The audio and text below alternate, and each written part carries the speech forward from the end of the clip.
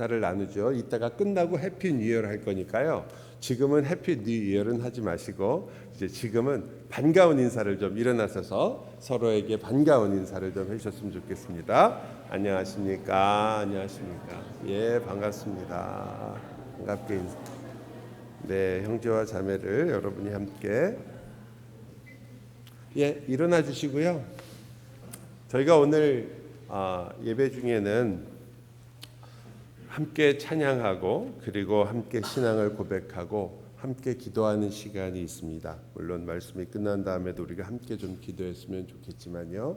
여러분 이 마지막 날 밤에 우리 자신을 돌아보고 또 내년에 주님과 함께 동행할 날들을 생각하면서 주님 앞에 나아가기를 바랍니다. 자, 우리 함께 주님께서 주시는 이 귀한 은혜를 생각하며 우리 묵도로 우리 예배를 시작하겠습니다.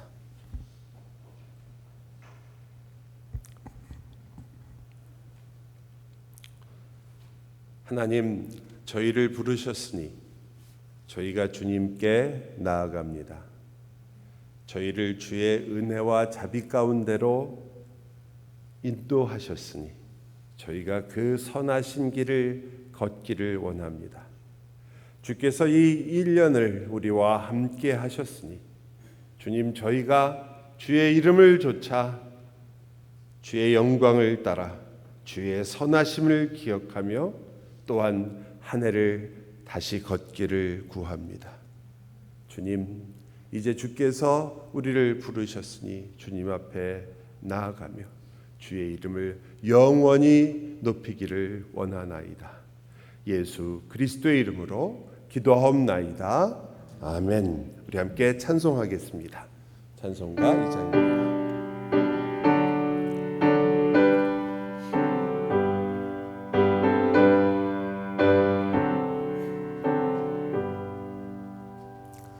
찬양 성부 성자 성령 삼위일체께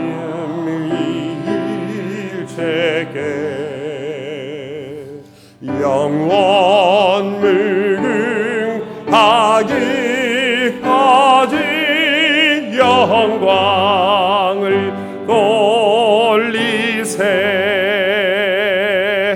영광을 돌리세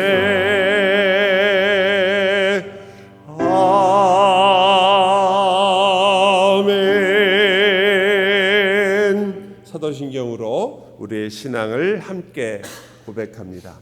나는 전능하신 아버지 하나님 천지의 창조주를 믿습니다. 나는 그의 유일하신 아들 우리 주 예수 그리스도를 믿습니다.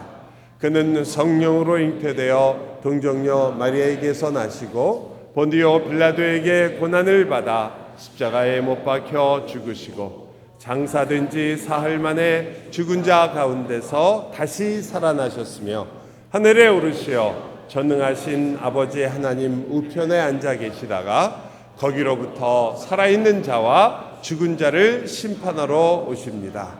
나는 성령을 믿으며 거룩한 공교회와 성도의 교제와 죄를 용서받는 것과 몸의 부활과 영생을 믿습니다. 아멘. 자리에 앉으시기 바랍니다.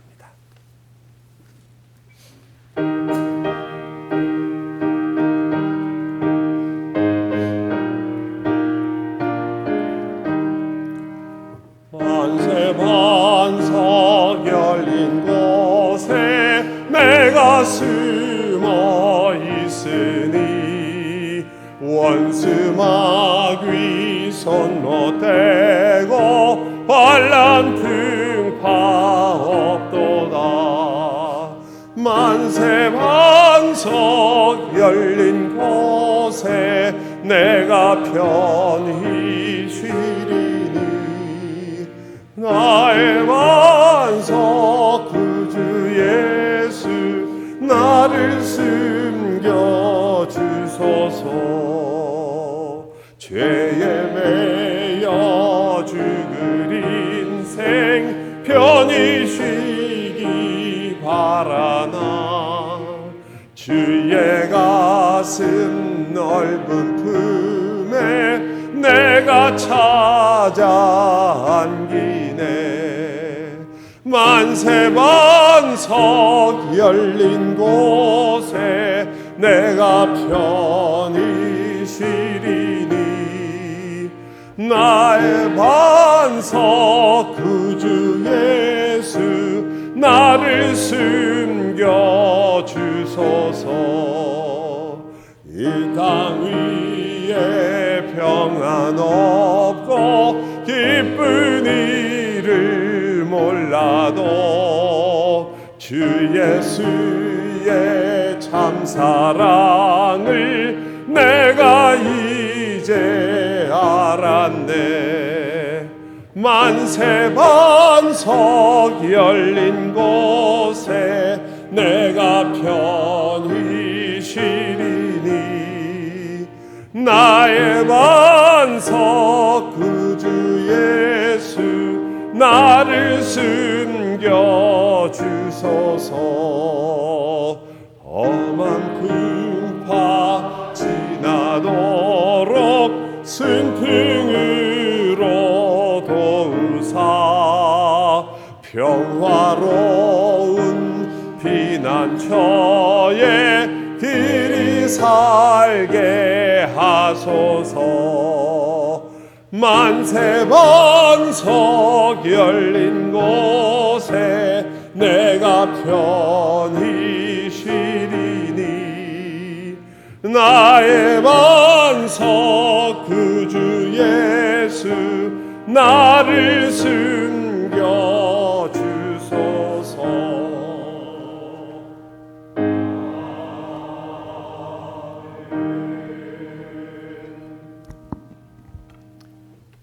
함께 기도하시겠습니다. 참으로 은혜와 사랑이 풍성하신 하나님 아버지, 오늘 이 밤 한 해의 마지막 시간을 사랑하는 지체들과 함께하며 주를 예배할 수 있는 큰 은혜를 허락하여 주심에 감사드립니다. 세상 모든 것과 우리들의 주인이 되시는 아버지께서 시작과 끝을 주관하시며 우리 모든 발걸음에 함께하며 저희들을 인도하셨음을 믿습니다. 지난 한 해를 돌아볼 때 기쁨과 감사의 순간도 있었지만 후회와 아픔 그리고 눈물의 시간도 있었음을 고백합니다. 하지만 그 모든 순간 속에서도 우리를 떠나지 않으시고 묵묵히 붙드셨던 주님의 순수하신 은혜에 감사하며 주를 찬양하기 원합니다. 우리 입술과 생각과 행동으로 서로에게 상처가 되며 하나님의 아버지의 기쁨이 되지 못했던 모든 순간들을 이 시간 주님 앞에 내려놓사오니 우리에게 새로운 마음과 새 영을 부어 주옵소서. 서로를 세우고 섬기는 말과 행동으로 우리들이 모두 하나가 되게 하시며 성령의 인도하심을 따라 순종함으로 주님의 기쁨과 영광이 되게 하여 주옵소서. 다가오는 새해도 주님의 온전하신 손길에 저희들을 맡깁니다. 어떠한 일들이 우리를 기다리는지는 알지 못하지만 그 모든 순간 가운데 우리를 가장 잘 아시고 가장 사랑하시는 전능하신 하나님을 바라보며 흔들림 없이 주를 의지하게 하여 주옵소서. 형통한 속에서도 교만하지 않게 하시고 어려움 속에서도 낙심하지 않게 하시며 모든 순간마다 주님의 뜻을 분별하며 순종의 걸음을 걷게 하여 주옵소서. 우리의 가정과 교회, 일터와 학교 위에 주님의 평강과 지혜를 더하여 주시옵고 무너진 관계는 회복되게 하시며 상처 입은 마음에는 위로를 허락하여 주옵소서. 특별히 연약한 이들 그리고 병든 이들 외롭고 소망을 잃은 모든 이들에게 새해에는 주님의 따뜻한 손길과 복음의 메시지가 더욱 분명히 임하게 하여 주옵소서. 주님과 함께하는 지체들을 더욱더 깊이 사랑하게 하시고 낮은 자리에서 섬기며 주님의 뜻을 먼저 구하며 말씀으로 기쁨과 회복을 경험하는 참된 믿음의 공동체가 되게 하여 주옵소서. 새해를 주님을 예배하며 소망 가운데 맞이하게 하심에 감사드리며 우리의 소망과 구원이 되시는 예수 그리스도의 이름으로 기도합니다.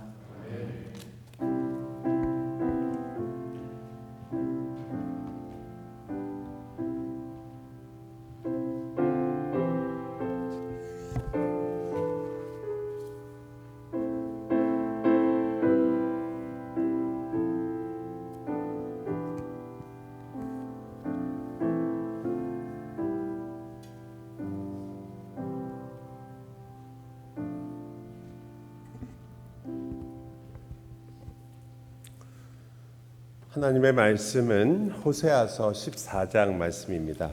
14장 4절로부터 9절까지 말씀입니다.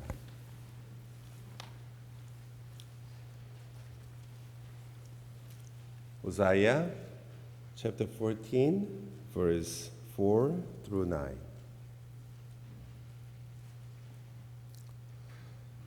하나님의 말씀을 귀 기울여 들으시기 바랍니다. 내가 그들의 반역을 고치고 기쁘게 그들을 사랑하리니 나의 진노가 그에게서 떠났음이니라. 내가 이스라엘에게 이슬과 같으리니 그가 백합화 같이 피겠고 레바논 백향목 같이 뿌리가 박힐 것이라. 그의 가지는 퍼지며 그의 아름다움은 감람나무 같고 그의 향기는 레바논 백향목 같으리니 그 그늘 아래에 거주하는 자가 돌아올지라. 그들은 곡식같이 풍성할 것이며 포도나무같이 꽃이 필 것이며 그 향기는 레바논의 포도주같이 되리라. 에브라임의 말이 내가 다시 우상과 무슨 상관이 있으리요 할지라. 내가 그를 돌아보아 대답하기를 나는 푸른 잣나무 같으니 내가 나로 말미암아 열매를 얻으리라 하리라. 누가 지혜가 있어 이런 일을 깨달으며 누가 총명이 있어 이런 일을 알겠느냐. 여호와의 도는 정직하니 의인은 그 길로 다니거니와 그러나 죄인은 그 길에 걸려 넘어지리라. 아멘. 호세아서의 마지막 부분을 오늘 이렇게 마지막 날 여러분과 함께 나누게 되어서 어떤 면에서는 이제 그 호세아서가 어떻게 마무리를 짓는지 그리고 이 마지막 부분이 얼마나 아름다운 구절인지 여러분이 오늘 말씀을 통해서 더 깊이 좀 깨달았으면 또 보았으면 하는 마음입니다. 14장 전체에서 처음 부분 바로 며칠 전 주일날 저희가 함께 말씀을 나눌 때 호세아가 이스라엘에게 어떻게 기도해야 하는가를 그들의 입에다가 넣어주는 그러한 기도를 하게 됩니다. 모든 불의를 제거해 주옵소서. 이것은 다름 아닌 십자가의 이야기를 하는 거죠. 어떻게 불의가 제거되겠습니까? 하나님이 그들을 어떻게 선한 자들로 받아주실 수 있겠습니까? 그런데도 불구하고 기도는 모든 우리의 불의를 제거해 주시고 선한 바를 받아주십시오라고 그렇게 기도합니다. 또한 아수르도 그리고 자기들이 타고 다니는 말도 그 어떤 것도 의지하지 않겠습니다. 그것은 바로 자기들이 돌아서는 자리가 오직 하나님만을 바라보는 자리라는 것을 다시 이야기하는 것입니다. 여러분이 돌이킨다, 다시 하나님께 돌아왔다라고 할 때 여러분과 저는 모든 불의가 제거되는 것을 말하는 것이고 이제 하나님께 나는 하나님의 거룩한 자로 드려진다는 것을 말하는 것이고 그리고 또한 동시에 여기 있는 그대로 돌아서는 자리는 오직 하나님 한 분만을 그렇게 바라보는 자리라는 것을 이야기하는 거죠. 이제 더 이상 다른 어떤 것도 의지하지 않겠습니다. 그래서 그들이 입술의 재물, 열매라고 우리가 번역되어 있지만 사실 입술의 재물이라고 말씀드렸죠. 그리고 그 재물의 의미는 상한 심령이라고 우리가 함께 말씀을 통해서 보았습니다. 결국 주님 앞에 나아갈 때 주님께서 기뻐하시고 받으시는 것은 상한 심령이라 이렇게 이야기하는 거죠. 주님 우리를 긍휼히 여겨 주옵소서. Have mercy on us. 그것이 가장 우리에게 하나님 앞에 나아가는 우리의 가장 정직한 모습으로서 이것을 우리의 기도로 호세아가 우리에게 말하고 있습니다. 정말 선지자의 마음이 얼마나 간절했든지 그는 하나님 없이 사는 삶의 비참함을 알았기 때문입니다. 이스라엘이 그것을 겪고 있었습니다. 또한 정말 의지할 것이 자신밖에 없는 삶이 무엇인가를 알고 있었던 거죠. 내 힘으로 일어서야 되고 내 힘으로 나를 지켜야 되고 내 힘으로 성공해야 되며 내 힘으로 다른 사람에게 인정받아야만 살 수 있는 인생이 어떤 것인가를 호세아는 자신도 알았고 이스라엘을 통해서 더 잘 알고 있었습니다. 그래서 사람들이 나를 의지하는 것, totally depend on myself. 이것이 얼마나 외로운 일입니까? Very lonely하죠. 그래서 그들은 신까지 만듭니다. 그리고 그 신에게 의지하는 겁니다. 자기 손으로 만들어 놓고 그 신을 의지하게 됩니다. 그것이 바로 우리의 모습이라는 것을 이 호세아가 우리에게 지적하고 동시에 우리는 이제 더 이상 그것에 있지 않다는 것을 이야기하죠. 기도가 간절할 수밖에 없습니다. 여러분, 우리가 정말 내 심령에 너무 힘들고 어려운 일이 있을 때 간절해지는 것과 마찬가지입니다. 그래서 하나님께서 그 기도에 응답하시는 것이 바로 오늘 본문의 내용이에요. 그 기도를 호세아가 했고 하나님은 그 기도에 응답을 하십니다. 근데 여러분, 이 본문은 그 아름답기가 성경에서 단 한 곳 이곳에 하나님께서 자신을 나무로 비유하시거든요. 직접. 그러니까 이 구절들 하나하나를 보시면 읽을 때도 아시겠지만 정말 무척이나 아름다운 구절입니다. 제가 알기에 이렇게 하나님 자신을 표현하는 더 아름다운 구절은 거의 찾기가 어려울 것 같아요. 그래서 이 하나님의 응답은 우리의 기도보다 어쩌면 더 간절해 보입니다. 그렇게 간절하게 응답하시죠. 우리가 읽었던 4절 처음에 하나님께서 우리에게 어떻게 하시느냐? 내가 너희의 반역을 고친다. 너희의 반역을 고치고 그리고 치료한다는 뜻입니다. 기쁘게 너희들을 사랑할 것이고 이제 나의 진노가 너희와 더 이상 있지 않을 것이다. 이제 내가 너를 기꺼이 기쁘게 사랑할 것이다.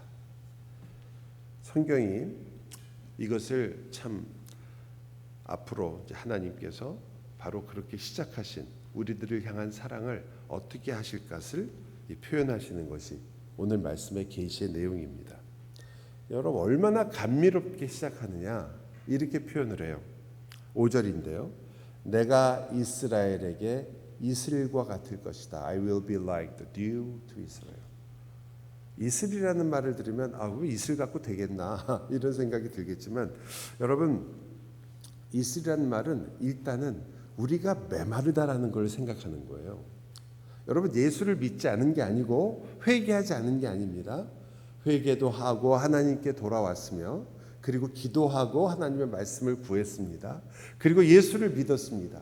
그래도 우리 마음 가운데는 여전히 우리가 필요로 하는 목마름이 있다는 거죠. 메말릅니다. 우리는 하나님 없이는 살 수 없는 우리의 마음이 있다는 거죠. 여러분이 은혜를 받고 나면 세상이 다 우리 것 같고 또 모든 것이 다 해결될 것 같고 우리 마음이 굉장히 풍성해지고 부해집니다. 한번 크게 울기도 하고 또 은혜를 받았기 때문에 기쁘게 찬송을 하기도 합니다. 그때는 모든 것이 만족스럽고 모든 것이 다 되는 것 같아요. 아니라는 거죠. 여러분은 그 큰 은혜를 받아도 세상에서 생각할 수 없을 정도로 어마어마한 사랑을 주님께 느꼈더라도 여러분은 여전히 갈증을 가지고 있으며 여러분은 여전히 in need, 필요한 거예요. 누가? 하나님이. 그것이 우리가 사실상 이 땅에서 살아가는, 그래서 여전히 겸손할 수밖에 없는, 그리고 성경이 우리에게 말하는 것입니다. 여러분과 저는 인정해야 되죠. 이 이슬이 없으면 나는 목마를 것이구나. 그리고 그것을 깨닫자마자 곧바로 우리는 이왕 그럴 거면 비를 그냥 확 내려주시지, 찬송가 있는 것처럼 은혜의 단비를 막 내려주시면 얼마나 우리가 기쁘고 좋을까라는 생각을 하게 됩니다. 여러분들 이슬을 엄청 무시하시죠? 아프리카나 이 근동지방에 가면요, 선교사님들이 얘기해 준 건데요, 딱 물 한 컵을 가지고 세수를 하는 게 아니라 목욕을 합니다. 딱 물 한 컵으로 목욕을 확실하게 할 수 있대요. 제가 자세하게 설명을 드렸는데 그 설명을 들은 걸 여러분한테 얘기하면 이게 도대체 이게 말이 되느냐라는 생각이 저도 처음에 들었을 때 어떻게 이렇게 한 번씩 찍어서 귀부터 시작해서 발끝까지 다 닦아요. 그런데 그 정도로 물이 귀한 것이에요. 이슬이라는 것을 우습게 볼 수 없는 거죠. 이슬은 무엇이 다른 줄 아십니까? 비하고 매일 내린다는 거죠. 매일 이슬이 내린다는 거. 그게 가장 큰 차이입니다. 여러분, 비는 좋은 것이죠. 그리고 비를 기다립니다. 농부가 비가 없이 어떻게 농사를 짓겠어요. 그러나 근동지방에 있는 농사를 짓는 농부들에게는 이슬이 또한 동시에 가장 중요한 것 중에 하나입니다. 왜냐하면 그것이 매일 내리는 것이기 때문입니다. 다시 한번 강조합니다. 매일 내리는 것. 하나님은 너희들에게, 우리들에게 이슬과 같으시다.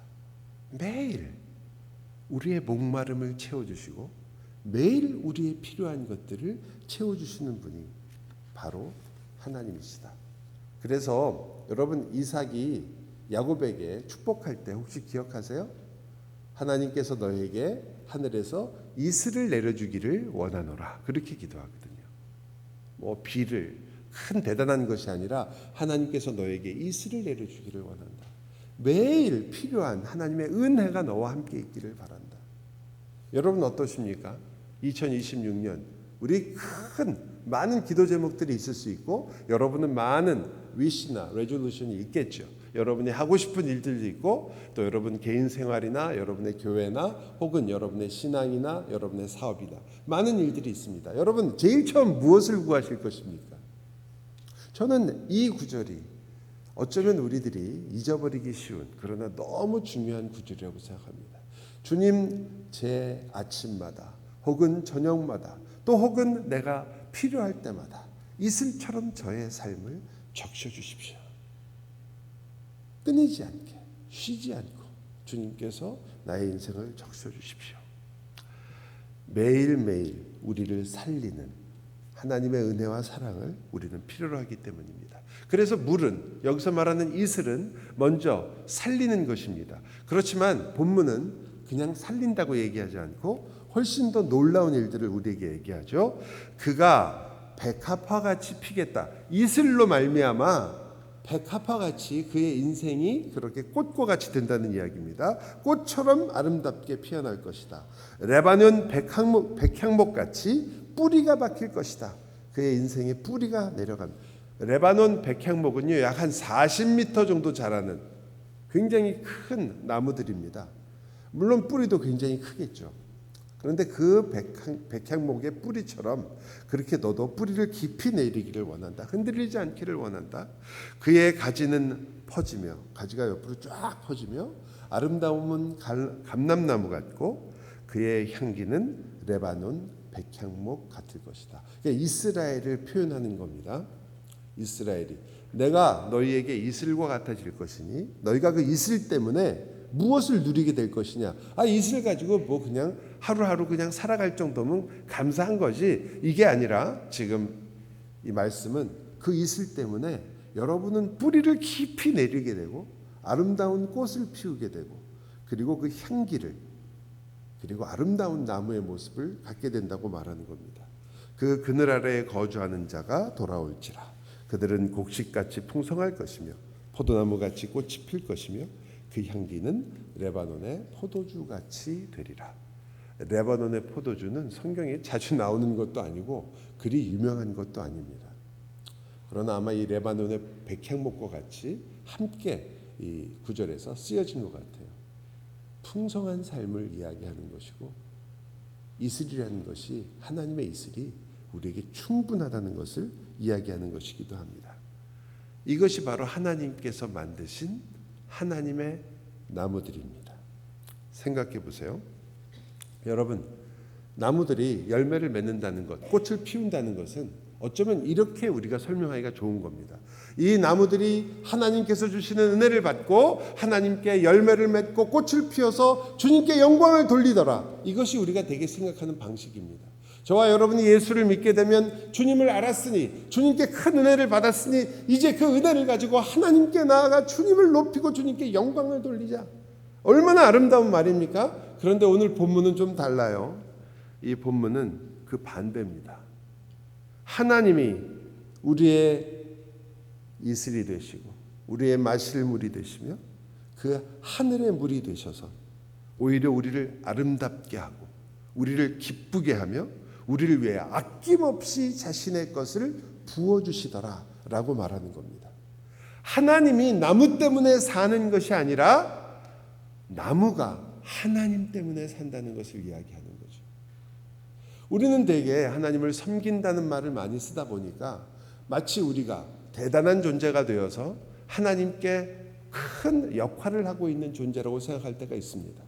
우리가 예수를 믿는 것, 그리고 우리가 이렇게 열심히 신앙생활하는 것, 또 어떤 때는 그 조그만 일이건 큰 일이건 심각한 일이건 가벼운 일이건 우리의 마음과 생각을 막 써서 수많은 시간과 또 여러분의 감정과 여러분의 많은 에너지와 힘과 심지어 물질까지 들여서 주님을 섬기고 주님의 교회와 나라를 위해 애쓸 때 여러분은 하나님께 이렇게 내가 영광을 돌리고 있구나라고 생각하실 수 있겠습니다.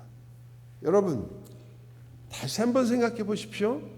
그 모든 것이 누구로부터 온 것입니까? 여러분과 제가 하나님을 섬기는 것이 아니라 사실은 하나님께서 우리를 섬기고 있다는 것을 성경은 너무나 분명하게 이야기하는 거죠. 하나님이 이렇게 부어주시는 이 모습은 여러분 레바논의 백향목이나 혹은 이곳에 있는 이 아름다운 꽃들과 모든 모습들은 사실 어떻게 보면 에덴 동산을 기억나게 하는 것입니다. 말하자면 이것이 마치 에덴처럼 모든 것이 풍족한 것처럼 보이는 곳이라는 거죠. 하지만 우리가 알고 있는 그 에덴 동산은 분명히 아닙니다. 이것은 어쩌면 이스라엘에게 지금 이루어질 일도 아닌 것처럼 보입니다. 이것은 훨씬 더 미래적인 그런 표현들이 많이 들어있기 때문이죠. 오히려 이것들은 영원한 하나님의 나라가 어떻게 이렇게 아름답게 우리를 만들 것이며 우리가 그것을 어떻게 누리게 될 것인가를 보여준다는 면에서 에덴은 에덴이라면 이것은 어쩌면 하나님께서 앞으로 주실 영원한 에덴처럼 보입니다. 이러한 에덴을 우리는 마지막 에덴이라고도 하고 새 하늘과 새 땅이라고 부르기도 합니다. 이 에덴에 있는 나무들, 여기 보이는 이 레바논의 백향목이라고 설명하는 것 혹은 백합화라고 설명하는 이 모든 아름답고 풍성한 것들은 사실상 하나님의 나라의 풍성함을 보여주고 있고 하나님의 나라의 모습을 우리가 지금 이 하나님의 말씀을 통해서 다가올 영원한 마지막 시간들을 우리가 또한 여기서 발견하게 됩니다. 이것을 우리는 대개 뭐라고 말하냐면 마지막에 있을 새하늘과 새 땅이며 마지막이기 때문에 종말적이라 이렇게 표현합니다. 영어로는 단어가 end time이나 last time이나 eschatology나 이런 단어로 쓰지만 그러나 한국말은 아주 미묘한 차이가 있습니다. 마지막에 일어날 일들인데 그것을 종말이라고 이렇게 표현을 하거든요. 그래서 이 에덴의 나무들은 그냥 나무가 아니라 사실은 종말적인 나무입니다. 마지막에 하나님이 완성하실 나무들이다. 이것이 마지막에 결국 하나님께서 이루실 나라의 모습이다. 이사야서와 호세아서 모든 선지자들 프로페트를 여러분이 보면 하나님께서 그 프로페트를 통해서 예언하시거나 말씀을 하실 때 여러분이 어쩌면 찬송가를 하다가 부르셨을지도 몰라요. 사자굴에 어린아이가 손 놓고 장난쳐도 물지 않는다. 사자와 그리고 다른 짐승들이 잡아먹히는 것이 아니라 함께 뛰논다. 양떼들이 사자 옆에서 쉬고 있다. 이런 모습들은 우리가 상상할 수 없는 모습들이고 이것은 바로 천국의 모습을 보여줍니다. 이것을 우리가 종말적인 그림이라고 하는 거예요. 종말적인 그림. 마지막에 있을 일들을 보여주는 그림이다. 여기도 마찬가지죠. 그런데 왜 이 단어가 중요하냐면 여기 나오는 이 레바논의 나무들이 단지 에덴 동산에 있는 나무들만 이야기하는 것이 아니라 이스라엘을 이야기하고 있기 때문이고 그 이스라엘을 얘기한다는 것은 바로 우리와 같은 하나님의 자녀들을 이야기한다는 뜻이 되기 때문입니다. 그래서 저와 여러분도 지금 살아가는 인생이기도 하고 우리 개인적인 종말은 주님께서 우리를 부르시는 어느 한순간이 우리의 개인적인 종말이 될 수 있습니다. 그러나 동시에 성경은 우리를 레바논의 백향목처럼 가장 아름다우며 향기나는 나무로 영원한 나라에 속하는 나무로도 표현합니다. 그것을 종말적인 나무라고 할 수 있죠. 여러분은 그래서 이 땅에 살고 있는 여러분 자신만 있는 것이 아니라 그리고 내가 지금 계획하고 있는 2026년, 2017년에 나만 있는 것이 아니라 사실은 하나님과 영원히 누리게 될 종말적인 나도 있습니다. 그리고 그것을 지금 성경은 우리들에게 얘기하고 싶은 거죠. 왜? 그것이 바로 우리의 완성의 모습이며 우리의 진정한 이름이기 때문입니다. 우리는 이 땅만 지금 살아가고 그래서 지금만 보이고 그리고 겨우 내년만을 준비하는 사람들이 아니라 영원한 하나님과의 완성을 준비하는 사람이기 때문입니다. 여러분과 저는 매우 넓고 높고 그리고 세상이 감당하지 못하는 시각을 가지고 있습니다. 이거는 그냥 보통 매크로가 아니죠. 우리가 되게 말하는 우리가 생각하는 매크로 앞으로 30년 20년도 우리가 지금 생각하는 거에 비하면 다 마이크로입니다. 아주 작은 것들이죠. 조그만 일들입니다. 여러분이 앞으로 있을 은퇴와 또 혹은 여러분이 앞으로 있을 나머지 시간들과 또 혹은 젊은 우리 학생들은 앞으로 어떻게 학교를 하고 앞으로 졸업하고 어떻게 내가 사회에 나가서 일을 하고 이런 모든 계획들은 여기에 비하면 마이크로입니다. 그러나 이 매크로, 이 가장 넓은 정말 멀리 바라보는 이 일이 그냥 먼 것이 아니라 여러분이 지금 여러분의 인생을 계획하는 모든 것들을 결정짓게 된다는 면에서 중요한 것입니다. 우리는 생각을 할 때 내가 내년에는 어떤 것을 할까를 먼저 생각하지만 성경은 어떻게 얘기하냐면 당신이 누가 될 것인가를 어떤 사람인가를 먼저 생각하고 이것을 결정하라고 얘기합니다.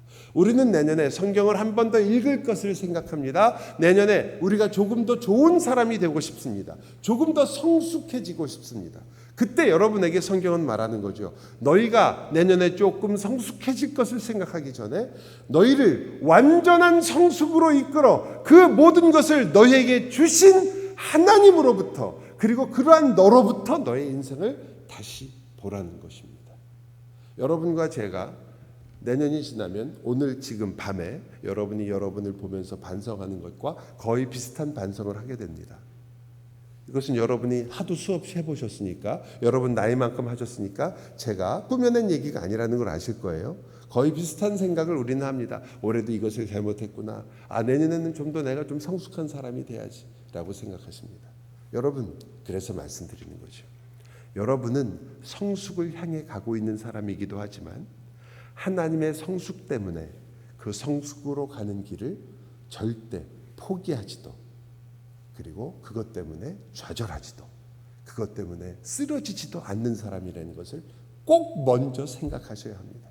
내년에 우리가 계획하는 일이 잘 되고 또 올해 계획한 일들이 잘 이루어져서 올해는 정말 내가 잘 살았어 이렇게도 얘기하는 것도 참 감사한 일이지만 여러분과 제가 올해는 너무나 많은 실수들과 그리고 많은 어려움들과 눈물을 쏙 빼게 하는 힘든 순간들과 그리고 우리가 감당하기도 어려웠던 시간들이 우리에게 있었고 아마 있으셨을 것입니다.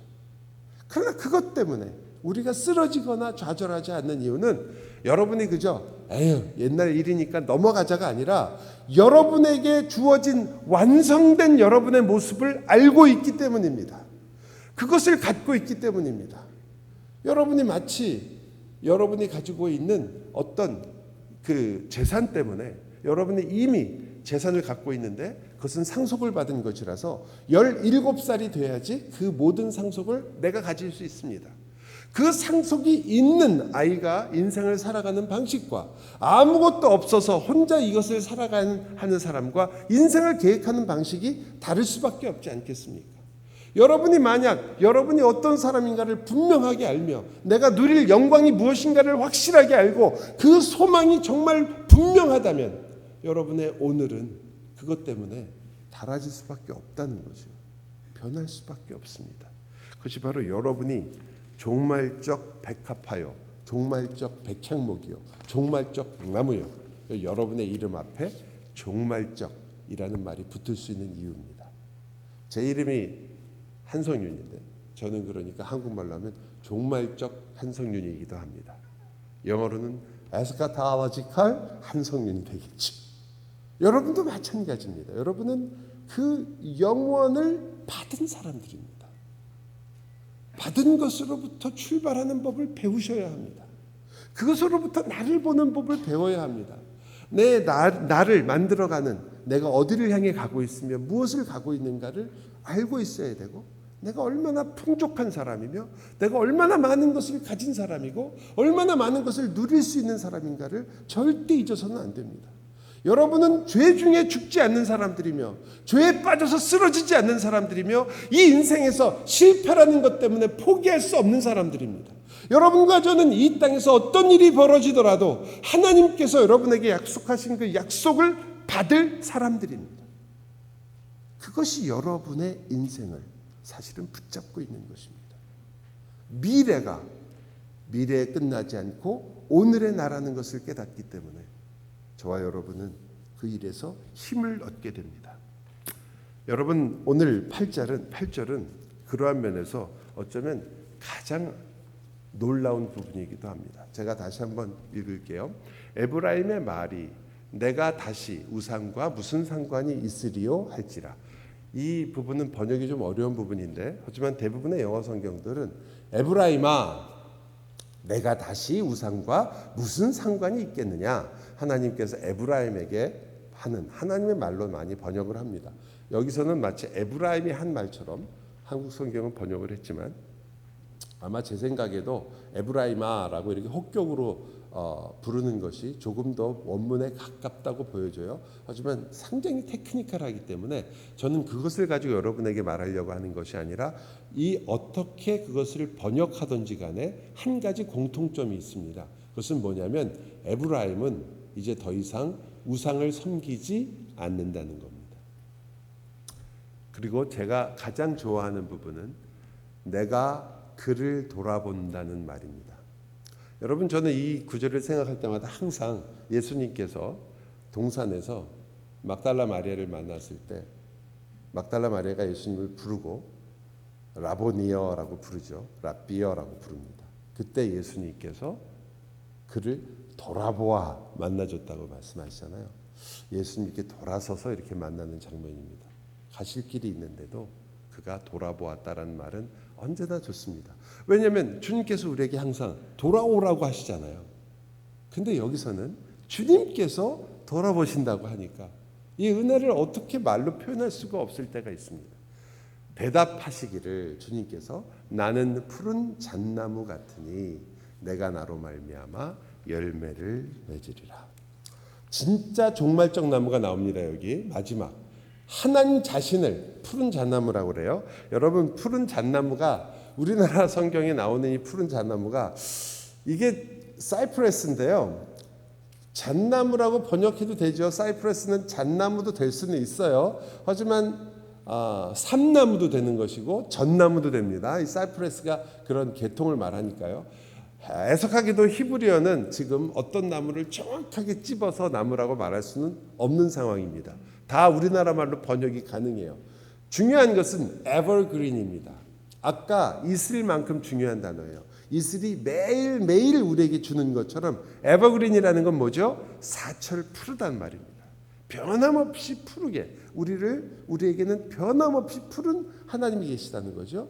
왜 잣나무라는 말이 좀 어색하냐면 사이프레스 중에서도 지금 말하려고 하는 건 열매를 맺지 않는 나무를 말하려고 하는 거죠. 잣나무는 잣이 생기잖아요. 근데 열매가 없는 나무를 말하는 거예요. 나는 푸른 잣나무 같으니 라고 말하실 때 나에게는 아무런 열매가 맺히지 않는다라고 말씀하시는 거예요. 이거 얼마나 하나님께서 자신을 우리에게 주시는 나무예요. 나무라는 표현도 일부러 쓰신 거거든요. 우리를 나무로 얘기했기 때문에 하나님 자신을 나무라고 얘기하시는 거예요. 내가 너희와 같은 자리에 간다. 그런데 어느 정도냐면 나는 나로부터는 열매를 맺지 않는 나무다. 이 열매를 어떻게 맺으시렵니까? 너희에게 열매를 맺게 하기 위해서. 성경적인 표현에 의하면 내가 죽음으로써 너희가 산다라고 말하는 것과 비슷한 표현입니다. 주님께서 우리에게도 하신 말씀이죠. 한 알의 밀알로 주님이 말씀하신 것과 같은 그러한 패턴입니다. 나는 푸른 잣나무, 열매 맺지 못하는 푸른 젖나무니 나로 말미암아 너희가 열매를 맺을 것이다. 우리가 열매를 맺는데 이 문장 자체로 한다면 끊임없이 너희가 열매를 맺을 것이라는 그런 말입니다. 여기서 여러분과 저를 다시 한 번만 오늘 본문을 통해서 한 번만 살펴봅시다. 첫째, 우리가 누구였어요? 하나님을 반역하던 자들이었습니다. 하나님의 진노를 받아야 되는 자들이었죠. 그렇다면 그것은 나무는 나무지만 죽은 나무와 같습니다. 혹은 우리가 말하는 정말 우상의 나무와 같습니다. 그런데 이 죽었던 나무를 하나님께서 살리셨죠. 이슬로서 사막에서 말라 죽은 나무와 같은 것인데 이슬을 먹고 뿌리를 내리고 그리고 가지를 뻗고 꽃을 피우고 향기를 내게 됩니다. 살았다는 말이죠. 에덴 동산으로 돌아온 겁니다. 그러나 그 에덴 동산은 처음 에덴 동산이 아니었죠. 그 에덴 동산은 새로운 에덴 동산이었습니다. 왜 다르냐면 하나님을 배반했고 죄를 지은 에덴 동산이었는데 그 에덴 동산을 새롭게 회복했기 때문입니다. 다시 말하면 죄를 뚫고 죄를 부수어버리고 하나님이 우리를 고치시고 기꺼이 사랑하시고 그리고 분노를 없애버리신 그러한 에덴 동산으로 만드셨기 때문입니다. 두 번째 에덴인 거죠. 그리고 두 번째 아담인 것입니다. 첫 번째 아담이 아니라는 거죠. 그래서 이 이야기의 핵심은 사실은 실패한 아담이 아니라 이 일들을 완성할 아담이 있다는 것을 우리에게 보여주는 것입니다. 아까도 말씀드린 것처럼 이것은 그래서 종말적인 에덴이고 마지막 에덴이고 새 하늘과 새 땅이 됩니다. 처음 있었던 에덴은 하나님이 out of nothing, 아무것도 없는 것으로부터 create 하신 거죠. 그리고 그곳에서 인간은 죄를 지었습니다. 그러나 두 번째는 out of nothing이 아니라 out of our sinfulness, 우리의 죄로부터 하나님이 세상을 창조하셨습니다. 우리의 죄로부터 창조하신 것이기에 무로부터 창조한 것과는 다르게 무너지지 아니하는 그리고 다시는 돌이키지 않는 죄조차도 흔들 수 없는 그 어떤 악도 그 어떤 힘도 그 어떤 것도 하나님의 나라를 흔들 수 없는 그 나라를 세우시게 된 것입니다.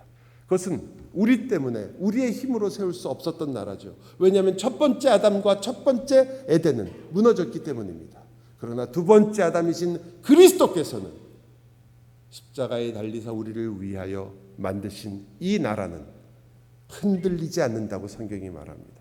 여러분, 흔들리지 않는다는 것은 그냥 되게 강한 나라고 튼튼한 나라라는 말이 아니라 여러분과 제가 겪고 있는 그 수많은 이모셔널한 그 업 앤 다운, 여러분이 매일 겪고 있는 인생에서 그 많은 올라갔다 내려갔다 하는 마치 롤러코스터 같은 우리의 인생들, 하루에도 몇 번씩 기분이 좋았다가 나빴다가 할 수밖에 없는 일들, 내가 원하는 대로 사라지지 않는 많은 시간들, 아무리 열심히 해도 내 힘으로 되지 않는 수많은 일들, 내 마음대로 결과가 나오지 않는 많은 일들, 이런 것들이 여러분을 절대 좌우할 수 없다. 너의 인생을 판단하게 하지 않는다. 너의 인생은 그것들에 매여 있지 않다라는 것을 성경이 미리 여러분에게 선포하기 때문입니다. 여러분의 인생은 여러분이 생각하는 것으로 잴 수 없는 하나님께서 여러분과 함께함으로써 가치를 지니고 있는, 하나님 때문에 모든 가치를 가지고 있는, 이 세상으로는 절대로 measure할 수 없는, 절대로 계산할 수 없는 그 인생을 갖고 있다는 것, 그것을 성경은 너희가 바로 둘째 아담, 예수 그리스도 안에 있는 인생이라고 표현하는 것입니다. 제가 이것은 아무리 설명해도 너무 어마어마한 자리이기 때문에 이건 완전 중에 완전의 자리죠. 그래서 하나님이 그러한 우리들을, 내가 너를 사랑하는데 그냥 사랑하는 게 아니라고 말하는 거예요. 억지로 사랑한다? 어쩔 수 없어서 사랑한다? 너는 내가 창조했으니까 그러니까 내가 억지로 책임을 진다라고 표현하지 않고, 내가 너를 기꺼이, 기쁘게, freely, 그리고 기쁘게, with joy, 너를 사랑한다. 여러분을 사랑하는 일이 기쁘시다는 겁니다. 여러분도 그런 마음은 아실 거 아니에요. 누군가를 사랑한다는 것은 우리의 마음을 참으로 기쁘게 하는 일 중에 하나입니다.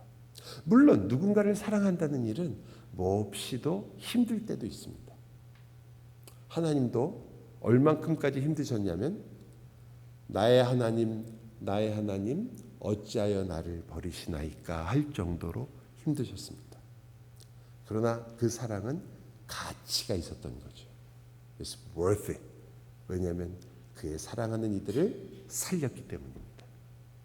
여러분과 저도 그 사랑 가운데 있게 됩니다. 왜냐하면 하나님께서 스스로를 이렇게 부르시기를 기뻐하신 거거든요. 나는 이 세상을 천지를 지은 여호와라 이렇게 부르시기도 합니다. 나는 너희를 애굽에서 이끌어낸 여호와다 이렇게 부르시기도 합니다. 그러나 오늘 본문에서는 하나님은 자신을 이렇게 말하는 겁니다. 나는 너희를 사랑하는 자라. 나는 너희를 사랑하는 자다. 이게 별말이 아닌 게 아니에요. 하나님 자신을 하나님이 이렇게 스스로 어쩌면 우리에게 묻으시는 겁니다. 나는 너희를 사랑하는 자다.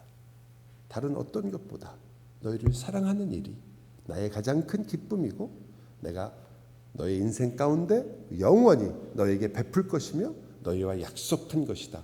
하나님은 마음을 다하고 뜻을 다하고 힘을 다하여 우리를 사랑하시겠다고 하는 겁니다. 그리고 그렇게 하시는 거죠. 너희와 함께 살 것이고 너희가 나의 기쁨이고 너와 함께 열매를 만들 것이고 그것이 내 기쁨이 될 것이다. 그러니 열매를 맺는 우리들보다 더 중요한 게 바로 그 열매와 사랑을 주시는 하나님이 될 수밖에 없는 것입니다. 여러분, 우리가 사는 것, 우리가 가지는 것, 우리가 숨을 쉬는 것, 우리가 여기까지 온 것, 우리가 다 얘기하잖아요. 하나님의 은혜라고. 여러분, 그 말에는 조금 변형시킨다면 이 단어가 더 어울립니다. 여러분과 저를 여기까지 오게 한 것은 하나님의 헌신입니다. 여러분을 향하여 자기의 모든 것을 주신 헌신입니다. 정말 여러분에게 커밋한 거예요. 하나님이 Our Father, Our Lord, committed Himself 우리에게 정말 모든 것을 헌신하신 것입니다. 생명까지도. 신랑으로서 신부에게, 그룹으로서 자기의 가장 사랑하는 신부에게. 게다가 신부는요, 자기를 떠나서 자기를 배신하기까지 한 신부입니다. 그런데도 헌신하는 거죠. 약속을 끝까지 지킵니다. 말 한마디에도 삐지는 신부입니다. 그래놓고는 전화도 안 받아요. 속을 뒤집어 놓는 신부입니다. 신혼여행을 가고 있는데 신혼여행 가는 길에 옆으로 새버리는 신부입니다. 어디로 갔는지 찾지도 못하겠어요.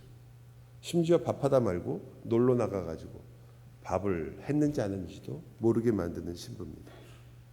그래놓고는 이야기만 시작하면 매일 시부모님을 매일 욕하는 그런 신부입니다. 어떻게 이해할 수 있을까요? 어떻게 사랑할까요? 그러더니 어느 날은 아니 다른 남자랑 또 다른 신랑을 만난 것처럼 그렇게 자기 자신이 마땅히 지켜야 할 자기의 정조도 지키지 않는 신부입니다. 어떻게 이해할까요? 어떻게 사랑할까요? 그런데 성경에 주님이 이렇게 말씀하시는 거예요. 나는 너를 사랑하는 자다. 내 마음이 너를 향하여 너의 이름을 듣기만 하면 불붙는 것 같다.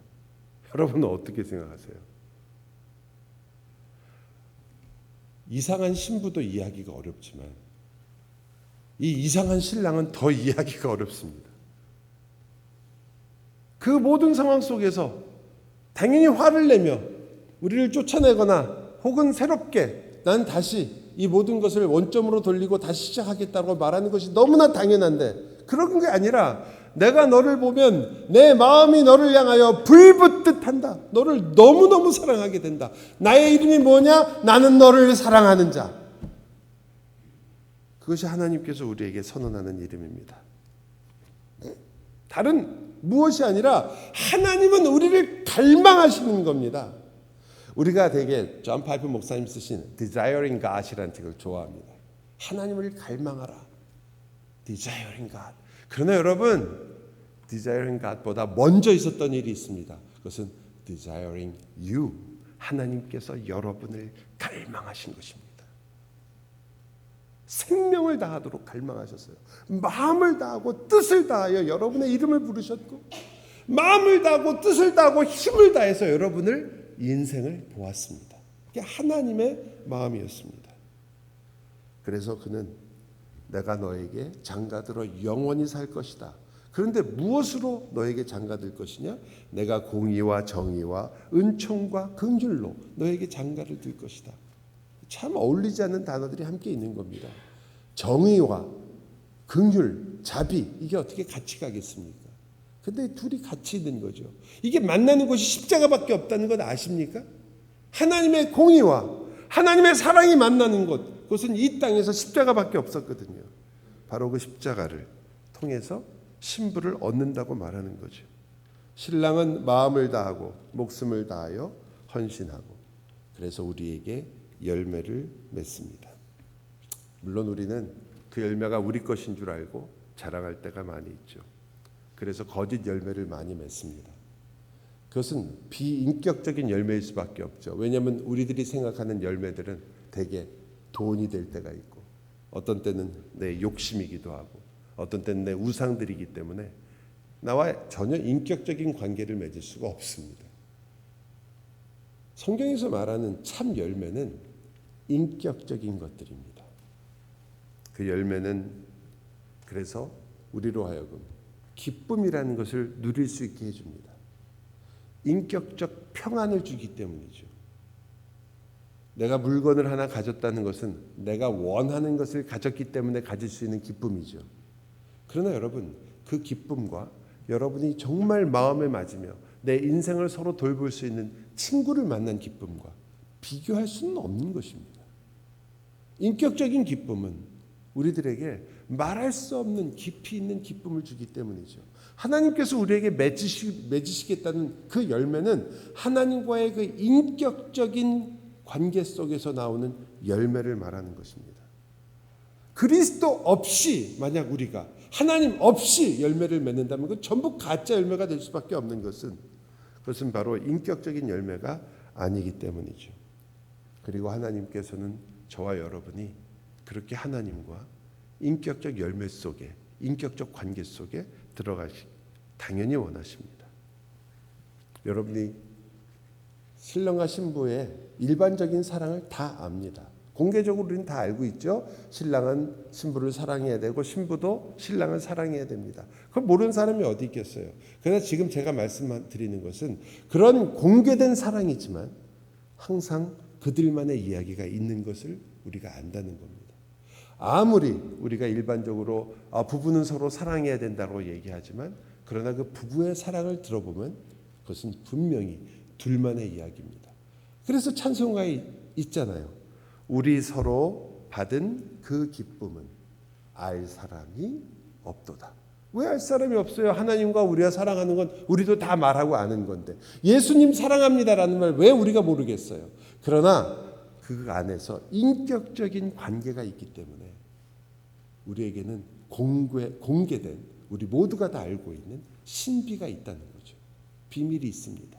하나님과 우리 사이에 하나님이 우리와 함께 하시는 글이 있습니다. 그 일들이 일어나는 곳을 우리가 우리 인생의 마음의 중심이며 우리가 그것을 거룩한 곳이라 부르며 그것을 성소라고 부르게 됩니다. 하나님과 내가 인격적 삶을 함께 나누는 곳, 여러분을 성전이라고 부르죠. 하나님이 나와 함께 하사 나를 거룩하게 하시고 거룩한 삶으로 이끌어 가시는 것. 여러분과 제가 왜 이 삶을 살게 되느냐? 성령 하나님께서 우리 안에 거하시기 때문입니다. 여러분과 저는 이제 여러분에게 두 가지를 마지막으로 꼭 기억해 주기를 원하는 말씀을 드리려고 합니다. 하나는 아까 말했던 the end에 대한 것, last에 대한 것, eschatology에 대한 것, 그것은 종말에 있는, 마지막에 있는 나, 이것을 여러분이 이해하셔야 됩니다. 하나님은 나를 어떻게 만드실 것인가? 하나님은 나를 어떻게 기대하고 계시며 그렇게 허락하시는가? 여러분이 천국에서 여러분이 살아야 할 여러분 자신을 잠깐만이라도 생각해 보십시오. 내가 무엇을 누리고 있으며 내가 어떤 성격을 갖고 무슨 성품을 갖고 살 것인가? 어떻게 예수님을 닮았을 것인가? 얼마나 놀라울 것인가? 나는 내가 아니라 바로 그 주님 안에 있는 주의 모든 성품을 함께 나누고 있는 그 열매를 맺고 있는 나라는 것입니다. 그러나 그 나는 어쩌면 너무나 멀리 떨어진 것처럼 보일 수 있죠. 그래서 제가 마지막에 말씀드린 성령 하나님께서 우리 안에 계시다는 것은 그 종말의 내가 거기서 끝나지 않고 그 놀라운 모습들이 성령 하나님을 통해서 오늘 우리에게 맛보게 하며 알게 하며 살아가게 하며 그리고 그 일들을 실제로 우리가 만지고 보고 인격적으로 하나님과 누릴 수 있게 한다고 말하는 겁니다. 그러므로 여러분은 여러분의 너무나 내가 되고 싶은 나 혹은 완전한 나만 있는 것이 아니라 그리스도 안에 있는 온전한 나만 있는 것이 아니라 부족하고 힘들고 깨어지기 쉽고 흔들리지만 오늘도 똑같은 하나님께서 함께 하시고 있는 내가 있는 것입니다. 천국에 그리고 영원한 나라에 간 우리 앞서간 우리 수많은 신앙의 선배들이 누리고 있는 그 기쁨, 그 놀라운 안전, 그 시큐리티가 있을 거 아니에요. 하늘에 있으니 누가 건드릴 수 있겠습니까? 라고 우리가 말하잖아요. 물론 그들도 우리를 기다리고 있고 그들도 완전하지 않지만 우리보다는 훨씬 더 주님께 가까이 있는 것은 사실입니다. 그러나 하나님의 전으로서 성령 하나님이 거주하는 자로서 하나님의 손안에 있는 자로서 우리는 천국에 먼저 간 모든 이들이 누리고 있는 안전만큼이나 이 땅에서 안전한 사람들입니다. 그 모든 것을 누릴 수 있는 사람들이고 그것이 우리와 같이 갈 수 있는 사람들입니다. 하나님의 손안에 있는 것은 같기 때문입니다. 그러므로 여러분은 2026년을 두려움 속에서 그리고 앞일을 잘 모르는 것 때문에 그것 때문에 불안 속에서 혹은 내가 어떻게 내년을 잘할 것인가라는 그러한 걱정과 염려 속에서 시작하지 않습니다. 하나님의 사람들은 하나님께서 나에게 주실 영원한 기쁨과 즐거움을 생각합니다. 그리고 그것 때문에 오늘이 이상한 것이 아니라 오늘 성령 하나님께서 나와 함께 그 길을 같이 걸어가시는 속에 있다는 것을 또한 고백합니다. 저는 여러분이 이 한 해를 마치고 다른 한 해를 준비하면서 주님, 저의 한 해를 함께 하셨고 저는 너무나 많은 것들을 회개할 것들로 가득 차 있습니다. 그래서 우리가 함께 회개하기를 원합니다. 그러나 그 회개가 여러분에게 이러한 확신 속에서 있기를 원하는 겁니다. 하나님, 내가 회개하기 때문에 내가 깨끗해지는 것이 아니라 바로 내가 하나님께서 주실 온전한 나를 알기 때문에 나의 모든 불의를 제거하실 주님께서 십자가를 통하여 제거하신 것을 알기 때문에 나는 그 주님이 오늘 나와 함께 하심을 알기 때문에 나는 회개합니다.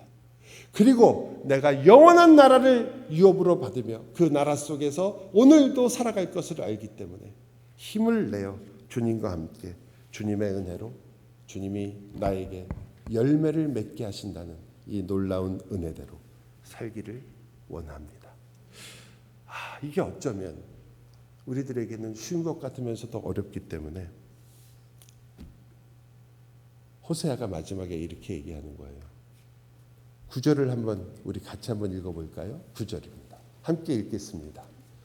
누가 지혜가 있어 이런 일을 깨달으며 누가 총명이 있어 이런 일을 알겠느냐.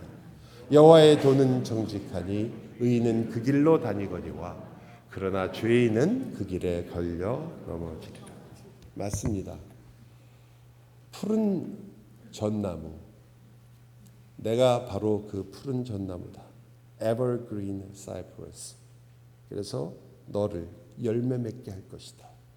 나에게는 열매를 맺는 것이 아니라 내가 그 영광을 다 가지는 것이 아니라 오히려 너의 영광을 나의 영광으로 삼을 것이다. 너의 인생은 내가 열매 맺게 하는 인생이 될 것이다.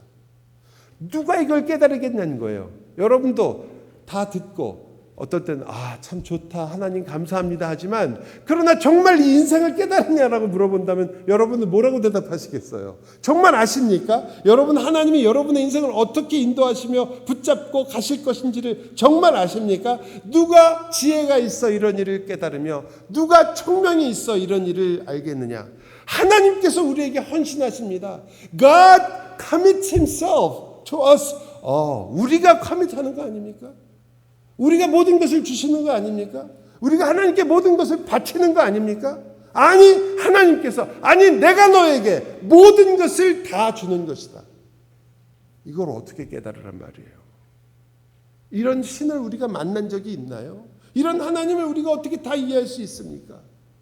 우리를 위해서 우시는 하나님을 여러분 생각하실 수 있습니까? 바치고 비유를 맞추고 그래서 그가 나에게 복을 주기를 원하는 수많은 신들이 있는 이곳에서 나를 위해 탄식하고 나를 위해 우시며 나를 위해 생명만 주실 뿐 아니라 오늘도 나를 위해서 이슬이 되어주시고 오늘도 나를 위해서 열매 맺도록 오늘도 자기의 모든 양분과 물을 우리들에게 그저 쏟아부어 주시는 그 하나님을 우리가 우리의 지혜로 알겠는가? 그래서 그것이 바로 하나님이다. 우리를 위해서 저주받은 십자가에 달리는, 그래서 가장 저주받은 자가 되어버리는, 그것이 구원이라고 얘기하는 이 복음을 누가 총명이 있어 깨달을 수 있겠느냐? 그들에게는 어리석은 일이고 미련한 일이 아니겠는가? 그런데 우리는 그 십자가에서 힘을 얻고 십자가에서 위로를 받는다고 말하니 누가 이것을 깨달을 수 있겠는가? 나처럼 여전히 실수도 잘하고 실패하고 고집은 세가지고 말은 절대 안 듣는 바로 나 같은 사람에게서 열매를 맺는다. 여러분 믿어지십니까? 여러분 그 일에 아멘 하시겠습니까? 내 인생을 내가 돌아봐도 너무나 구멍투성이요. 그리고 내 인생이 하나님이 말은 그렇게 하시지만 내가 설마 그런 존재일까라고 여러분이 만약 생각하신다면 여러분 하나님의 말씀을 들으십시오. 누가 지혜가 있어 이런 일을 깨닫겠는가? 나 같은 사람에게 하나님의 나라가 이루어진다는 것을 누가 말할 수 있겠는가? 어떻게 우리가 생각할 수 있겠는가? 그러나 우리가 할 수 없는 그것을 하나님이 하신다는 거 아닙니까? 그러므로 여러분을 갈망하시는 그 하나님을 오늘 여러분도 갈망하십시오. 세상의 어떤 지혜도 깨닫지 못하지만 세상의 어떤 학위도 그것을 말할 수 없지만 그리고 우리의 길은 그렇게 순탄하지만은 않지만 그러나 분명히 이 길은 생명의 길이라고 우리가 정말 갈 수 있는 길이라고 말합니다. 여러분 이 길이 평탄해서 여러분에게 소개하는 것 아닙니다. 이 길이 쉬워서 우리 모든 학생들에게 It's so easy to walk with God 아닙니다. 이것이 너무 항상 아무런 어려움이 없어서 이 길을 소개하는 게 아닙니다. Because this is right way to walk. 이것이 옳은 길이기 때문에 바른 길이기 때문에 가자고 하는 것입니다. 힘들지만 이를 악물어야 할 때도 있고 눈물을 흘릴 때도 있고 속이 상할 때도 있고 또 물론 기쁠 때도 있지만 그러나 이 길이 바른 길이기 때문에 같이 가자고 하는 것입니다. 여호와의 도는 정직하니 의인은 그 길로 다니거니와 그러나 죄인은 그 길에 걸려 넘어지리라. In English 한번 우리 같이 읽어볼까요? 이 구절 Whoever 같이 읽겠습니다. Whoever is wise, let him understand these things. Whoever is discerning, let him know them. For the ways of the Lord are right, and the upright walk in them. But transgressions stumble in them. Because the Lord, the way of the Lord is right. 여러분도 왜 이 길을 가냐고요? 왜 신앙을 지키냐고요? 왜 용서를 하냐고요? 왜 우리의 죄를 고백하냐고요? 왜 우리가 힘들고 어렵고 받아들이기 어렵지만 왜 우리가 다시 안으려고 하냐고요? 왜 우리가 포기하지 않냐고요? 왜 우리가 더 하나님께 더 아름다운 것들을 드리려고 애쓰냐고요? Because it is the right way. 이것이 옳은 길이기 때문입니다. 기도합시다.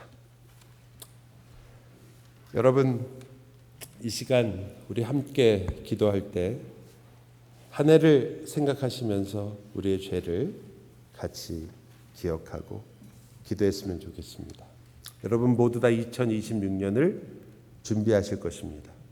오늘 이 말씀이 여러분에게 만일 아멘이 되셨다면 사랑하는 여러분, 여러분의 지혜와 총명이 아니라 하나님이 말씀하시는 대로 내가 앞으로 어떤 존재이며 하나님이 나를 어떤 존재로 부르셨는지 레바논의 백향목과 같이 향기 나는 여러분을 생각하시며 2026년을 준비하셨으면 좋겠습니다. 우리 자신을 위해서, 그리고 우리의 자녀들을 위해서, 우리의 가까운 영적인 친구들과 가족들을 위해서 이 시간 우리가 함께 같이 기도하도록 하겠습니다. 같이 기도합시다. 주님 앞에 나아가겠습니다. 하나님의 은혜를 구합니다. 주님 도와주옵소서. 주여, 주의 자비를 구합니다. 주님, 저희가 이 한 해를 살았던 하루하루를 기억합니다. 주님 앞에 나와 주님의 은혜를 여기까지 왔습니다. 주여, 도와주시옵소서. 도와주옵소서. 붙들어 주옵소서. 우리 모두에게 주시는 하나님의 말씀을 따라 저희가 누구이며 무엇을 가질 자이며 어떤 이들이 우리에게 너무나 놀라우신 주님의 은혜 때문에 우리가 이 일들을 능히 감당하며 아는 자가 되게 하여 주옵소서. 하나님이 누구이신가를 깨닫게 하여 주옵소서. 내가 누구인가를 더욱 깊이 알게 도와주옵소서. 그 하나님을 배우게 하시옵소서. 그 하나님 때문에 힘을 얻게 하시옵소서. 주님 도와주옵소서. 주여 붙들어 주옵소서.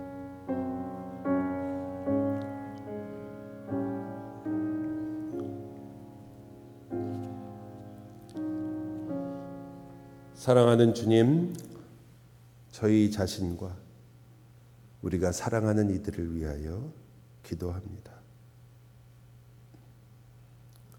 많은 상처를 주님께서 깨끗게 하신다고 하셨으니 주님, 그 상처 위에 주님의 치료의 손을 얹어주시고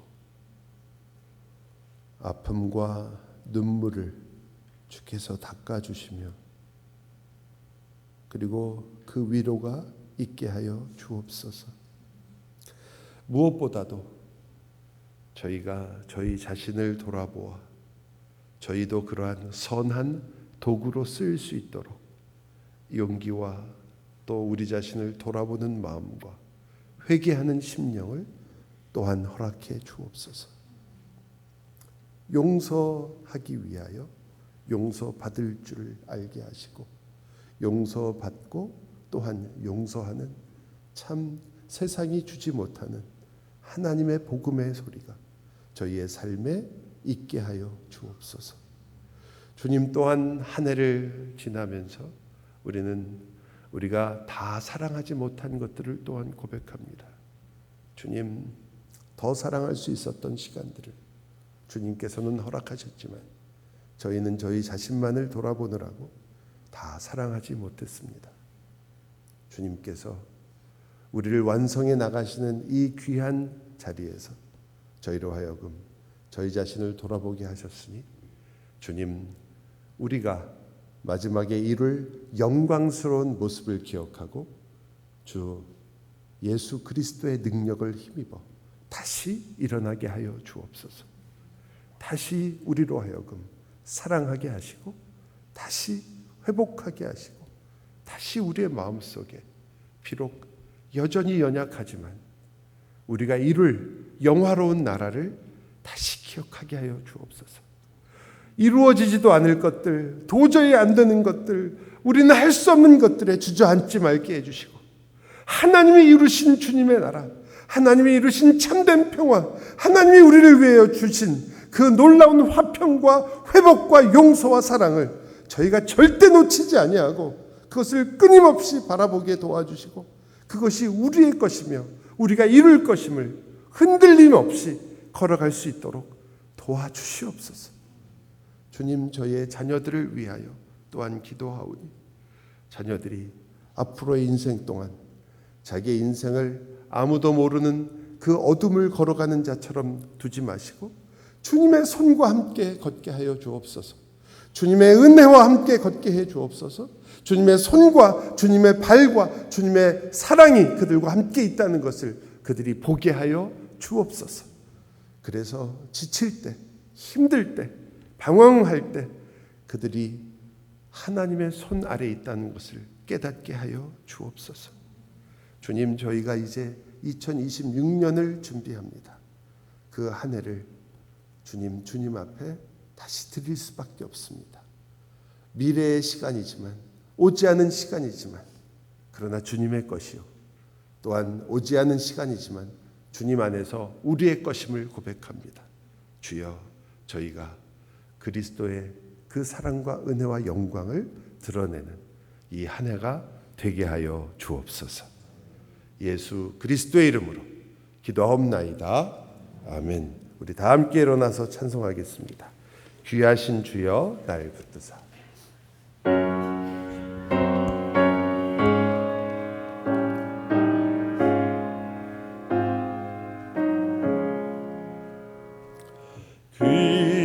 귀하신 주여 날 붙드사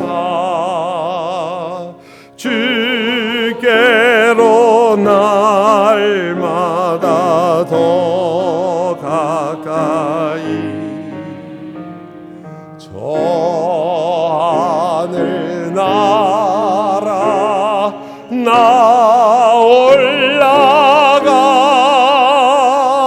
그 주의 품 안에 늘 안기어 영생의 복 받기 원합니다. 봉헌할 물건 나 없어도 주마다 주께로 더 가까이 내 죄를 주께 다 고하니 주님의 보혈로 날 씻으사 눈보다 더 희게 하옵소서.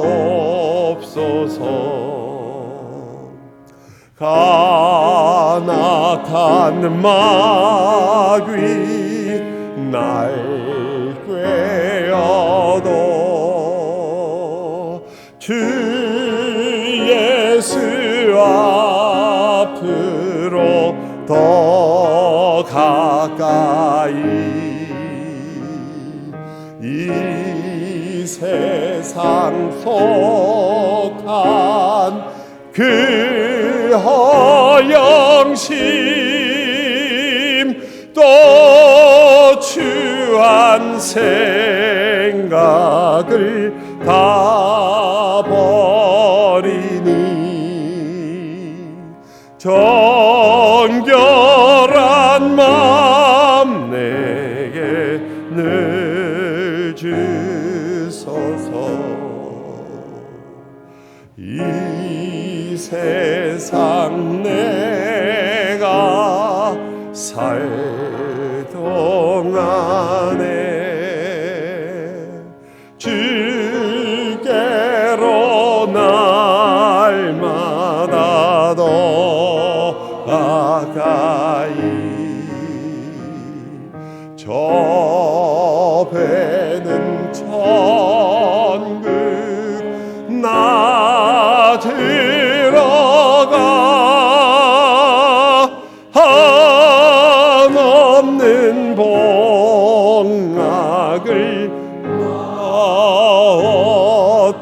얻도록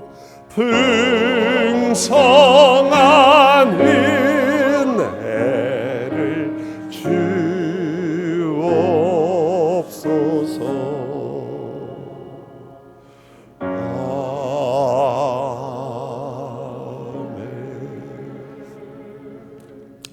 우리가 하나님 말씀이 우리에게 선포하는 그 말씀의 복을 누리기 전에 우리가 서로에게 이 한 해를 지나고 다음 해를 맞으면서 서로에게 좀 축복하는 시간이 있었으면 참 좋겠습니다. 그게 새해 복 많이 받으세요라는 말에 많이 들어있지만 그러나 우선은 우리 먼저 옆에 계신 여러분의 가족이 있다면 우리 가족에게 주님의 복이 함께 하시기를 우리 함께 같이 먼저 우리 옆에 있는 분에게 주님의 복이 하나님의 복이 함께 하시기를 새해 인사는 또 나중에 할 거니까요. 자, 이번엔 뒤에 있는 분에게 주님의 크신 복이 함께 있기를. 미국 분들은 좋잖아요. God bless you 하면 되니까. God bless you. 하나님이 여러분을 복 주시기를. 여러분이 가지고 있는 특권 중에 하나입니다. 여러분은 많은 이들을 축복할 수 있고 또 여러분 자신도 또한 그 축복에 같이 들어갈 수 있습니다. 이제 우리가 주님께서 선언하시는 하나님의 복을 함께 누리려고 합니다. 오늘 저희가 함께 누릴 하나님의 복의 말씀은 디도서에 있는 말씀입니다.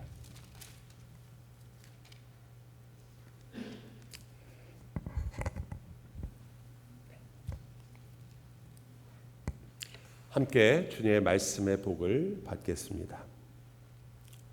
우리 구주 예수 그리스도로 말미암아 우리에게 그 성령을 풍성히 부어 주사 우리로 그의 은혜를 힘입어 의롭다 하심을 얻어 영생의 소망을 따라 상속자가 되게 하려 하심이라. 이 말이 미쁘도다. 원하건대 너는 이 여러 것에 대하여 굳세게 말하라. 이는 하나님을 믿는 자들로 하여금 조심하여 선한 일을 힘쓰게 하려 함이라. 이것은 아름다우며 사람들에게 유익하니라. 아멘. 이제는 우리 주 예수 그리스도의 은혜와 하나님 아버지의 크신 사랑과 성령 하나님의 교통하심이 주님의 사랑하는 백성들 위해 또한 함께 있을지어다. 아멘.